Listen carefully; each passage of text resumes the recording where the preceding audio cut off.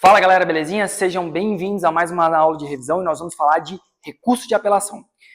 Veja, o recurso de apelação é o recurso mais comum e mais utilizado na prática processual do dia a dia. Também é muito recorrente nas provas e por isso a gente vai se atentar aqui aos detalhes. Primeira coisa, ele começa no artigo 1009, diz o seguinte: da sentença caberá apelação. Isso é sobre a hipótese de cabimento. Então, tu que vai fazer a prova da OAB já tem que ter em mente que da sentença caberá a apelação. E aí, essa sentença ela pode ter as duas naturezas. Ela pode ser, nos termos do artigo 485, sem resolução do mérito, ou pode ser uma sentença com resolução do mérito. Lembre-se, sem resolução, nós podemos chamar ela de terminativa. Com resolução, definitiva. Show? Diferença entre os dois é porque uma vai extinguir o feito sem falar quem está certo e a outra vai falar quem está certo. Quando eu falar quem está certo, nós vamos pensar em procedente, improcedente, parcialmente procedente. A outra ela vai extinguir sem adentrar no campo da razão. Então nós vamos falar que para a sentença definitiva, aquela que analisa o mérito, após 15 dias, que é o prazo para recorrer, acontecerá o trânsito em julgado, então vai ter a questão do efeito que vai ser operado, vai ser tanto da coisa julgada material quanto da coisa julgada formal. Já no caso de uma sentença terminativa, não se opera a coisa julgada material. Justamente por quê? Porque não vai tornar imutável algo que não foi decidido. Então vai se operar exclusivamente a hipótese de coisa julgada formal, ou seja, o transcurso do prazo, eu não posso mais atuar dentro do processo, então operou-se a coisa julgada formal e não material, porque não vai se tornar imutável. Show? Vamos lá. Logo em seguida, nós temos uma das coisas mais interessantes e complexas que o artigo 1009 vai trazer, que é o parágrafo 1º falando da preliminar de apelação. Então deixa eu explicar com muita calma isso aqui. Ao longo do processo, lembra lá, petição inicial, citação, audiência de conciliação, contestação, réplica, provas, audiência de instrução e julgamento, sentença, nossa fase de conhecimento. Tu pode fazer um requerimento, por exemplo, de perícia, testemunha, um ofício. Então, esses pedidos que acontecem ao longo do processo vão ensejar uma decisão do magistrado. E essa decisão interlocutória, ela pode ou não comportar um recurso específico.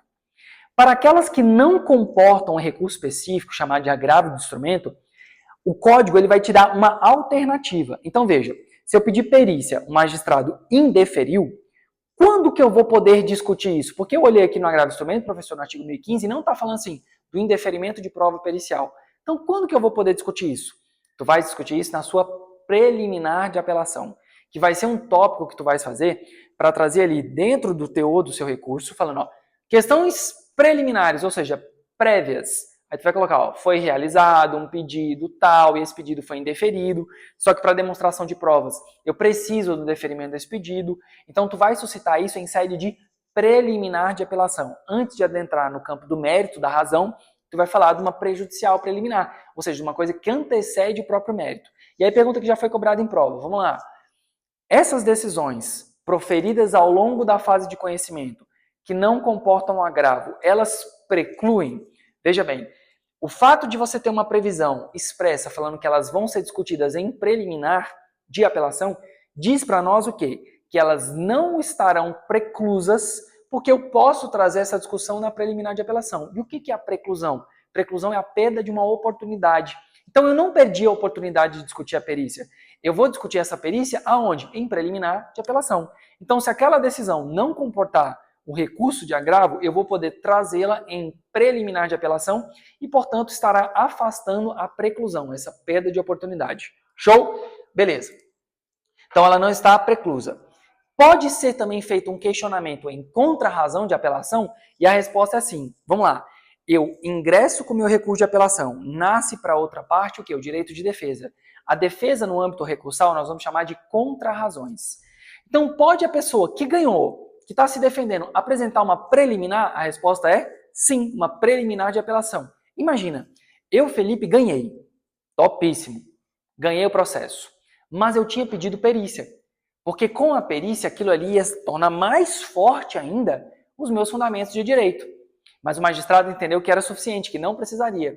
Então eu posso fazer uma preliminar, inclusive suscitando que, olha, eu pedi uma prova ela não foi deferida. Se eventualmente a gente for discutir o mérito, veja que eu tive um prejuízo na minha capacidade ali de demonstração do direito.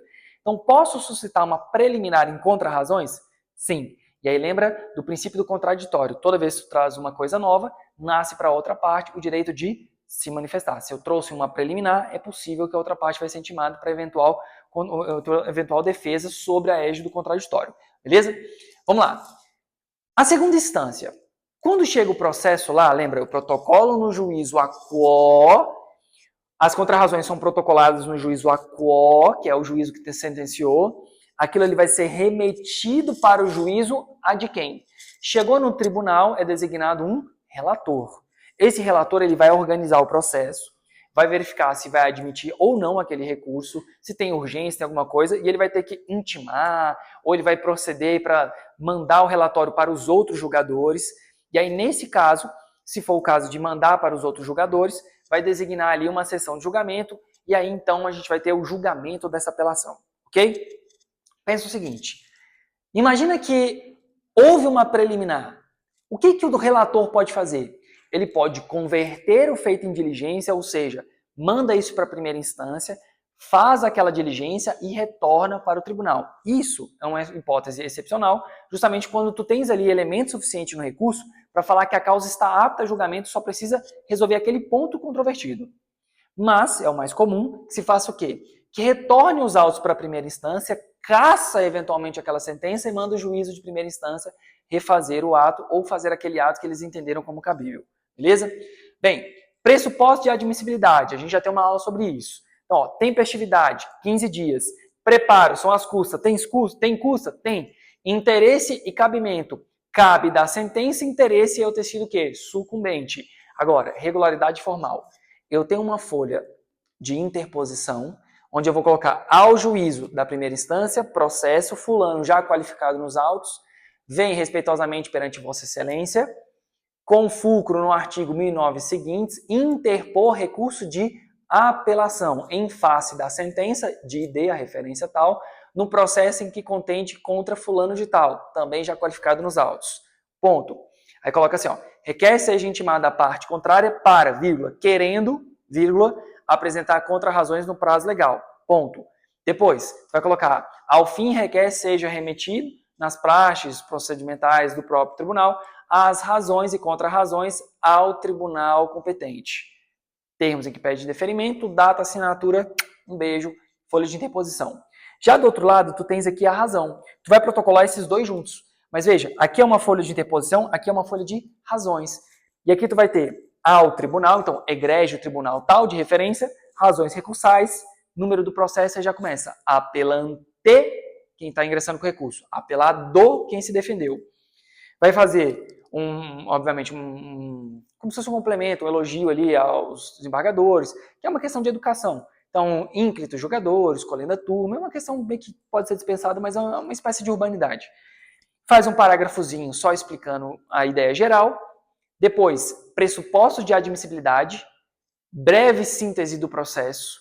Se tiver o caso de preliminar, você vem da preliminar de apelação, e aí um tópico super importante, das razões de reforma, onde tu tem que dialogar com a decisão impugnada, no caso da nossa sentença, e vai explicar os motivos de mérito do porquê daquela reforma. E ao fim, tu vai trazer os pedidos, que ele seja conhecido e provido para conhecer a preliminar e o efeito da preliminar, caso julgado procedente. No mérito, conhecer do mérito, julgar procedente para aquilo que tu quer a reversão, ok? Quer, ao fim, que seja condenado em custas honorários, termos em que pede deferimento, data, assinatura, novamente, um cheiro e um abraço. Efeitos. A gente já tem uma aula também sobre isso. Então, a apelação é dotada de efeito devolutivo, porque pode analisar tudo que foi construído na primeira instância. Tem efeito suspensivo? Tem. Ela tem efeito suspensivo, é o único recurso que você vai falar assim, ó, tem efeito suspensivo, mas cuidado. Porque esse efeito suspensivo ele tem algumas exceções. Vamos falar das principais. Imagina, tu entrou com uma ação, conseguiu ali um tratamento médico. A sentença confirmou a tutela, confirmou que ele precisa de tratamento médico. Aí o plano de saúde, enfim, o Estado vai recorrer. Vai suspender esse tratamento médico? A pessoa vai morrer porque tem efeito suspensivo? Não. Então, nesse caso, não vai ser aplicado o efeito suspensivo. Outro exemplo, tu fala de uma ação de alimentos. Uma ação de alimentos, o camarada precisa de alimentos para sobreviver. Aí foi determinado alimentos provisórios, a sentença condenou em alimentos, Aí o alminha cebosa que tem que pagar os alimentos vai recorrer apresentando a apelação. Nesse caso, a apelação vai ter efeito suspensivo? Ou seja, vai suspender a exigibilidade? A criança vai passar fome durante esse período? Também não. Então não vai ser dotado de efeito suspensivo. Essas são duas exceções. As decisões havidas em sede de cumprimento de sentença e execução também, os recursos não serão dotados de efeito suspensivo.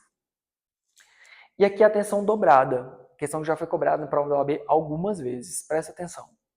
No artigo 330 e no 332 eu tenho dois institutos. 330, indeferimento da inicial. A petição inicial será indeferida quando não tiver legitimidade, interesse de agir, inépcia. Então, são requisitos sobre a procedibilidade da ação, se ela pode ser recebida ou não.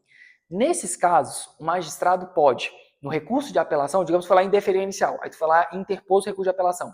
Ele pode voltar atrás no prazo de 5 dias. Isso é chamado de efeito regressivo. Show? Segundo cuidado, o artigo 332, que é chamada improcedência liminar. Aqui é muito grave, porque, basicamente, olha o que a gente tem. Petição inicial, sentença improcedente de forma liminar. O juiz julgou improcedente sem nem ouvir a outra parte. Então, nesse caso, é possível apelar? É. Quais são as hipóteses de cabimento? Quando tem ali uma petição inicial que contraria um entendimento vinculante. Súmula vinculante, incidente de resolução de demanda repetitiva, IAC, recursos repetitivos. Então, quando contraria esse tipo de entendimento, o magistrado está autorizado a julgar improcedente de forma liminar. Aí a pessoa vai lá e recorre, fala, não, mas não era esse assunto. Aí o magistrado tem 5 dias para poder voltar atrás no efeito regressivo. E se ele não voltar atrás, professor, ele vai citar a parte contrária e no mesmo ato intimar para apresentar contrarrazões no prazo de 15 dias. Beleza? Está previsto no artigo 487, parágrafo 7º. Translativo é a possibilidade do tribunal analisar matérias de ordem pública, também já falamos sobre isso em uma aula específica. E expansivo, sobre a possibilidade dos efeitos da apelação alcançarem outros litisconsortes, ou seja, ampliar o efeito para outras partes que sequer tenham recorrido. E aí a gente encerra a parte de efeitos. E agora presta atenção. Inovação recursal. Para quem já teve aula comigo, sabe que inovação recursal, como regra, ele é vedado. É vedado, é proibido. Mas, caso haja, por exemplo, uma questão de força maior ou uma questão extintiva ou modificativa posterior à sentença que pode influenciar, pode ser juntado, pode ser suscitado. Para isso, tem que, por exemplo, fazer um tópico explicando, fazer uma petição explicando do porquê da juntada posterior. Vai ser concedida a outra parte direito ao contraditório e aí então segue para julgamento. Professor, dá um exemplo. Claro. Imagina o seguinte, tu tens uma ação civil e tem uma ação criminal. Teve sentença na civil, improcedente para o seu pedido. Na criminal, descobriu que aquele documento é falsificado. Se tu tá em prazo para recorrer,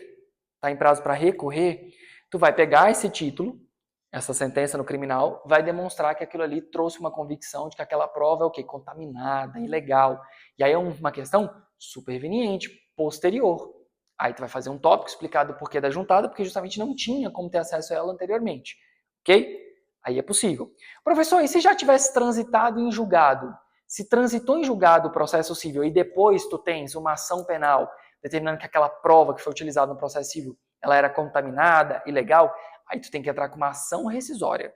Só é possível essa juntada durante o recurso se o processo não tiver transitado em julgado. Fechou?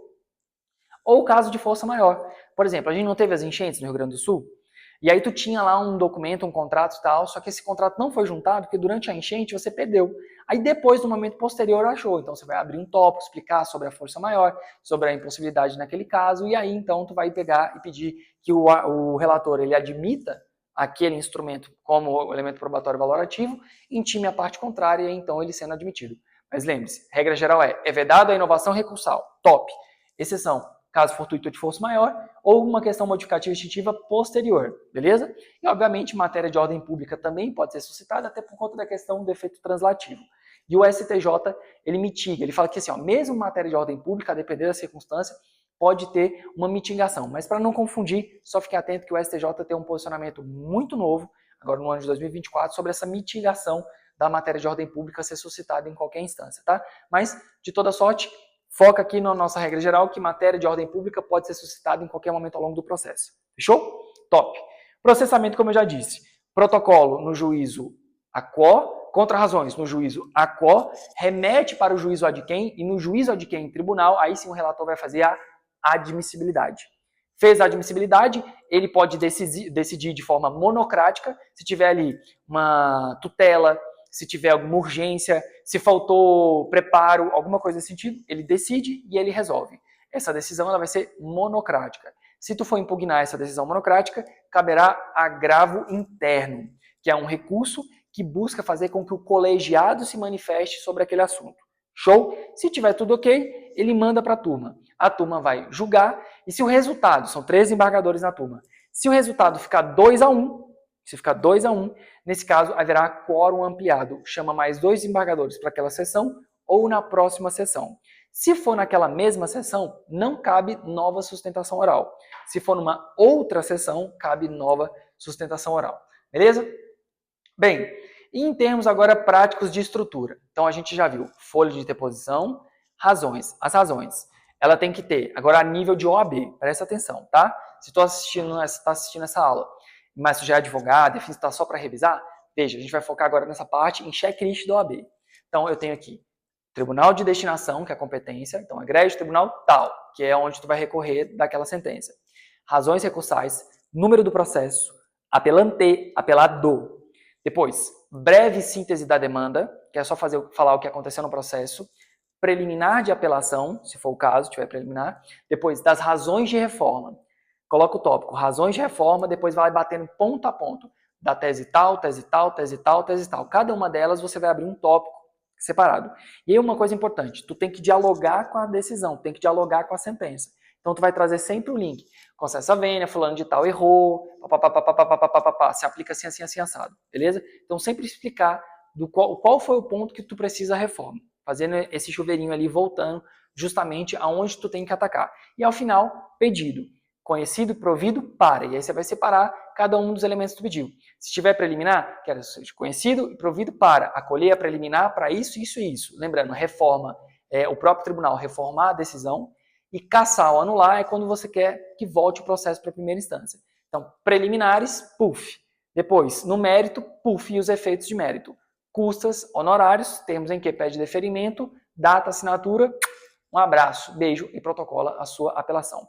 Fechou? Gurizada, espero que vocês tenham curtido. Fica aí a revisão de apelação e até a próxima.